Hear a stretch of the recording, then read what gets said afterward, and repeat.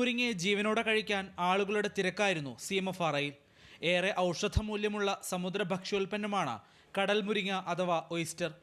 കർഷക സംഘങ്ങൾ നേരിട്ട് കൃഷി ചെയ്തെടുക്കുന്ന കടൽമുരിങ്ങ ശുദ്ധീകരിച്ചാണ് CMFRI മേളയിൽ വിപണനത്തിനെത്തിയത്.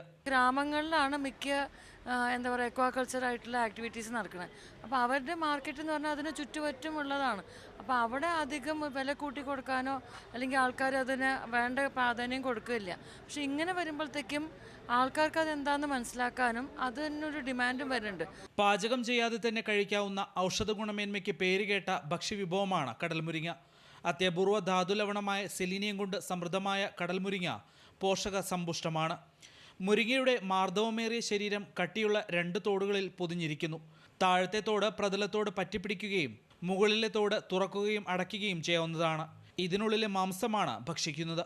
അഭിലാഷ് ഗോപിനാഥൻ, മാതൃഭൂമി ന്യൂസ്, കൊച്ചി.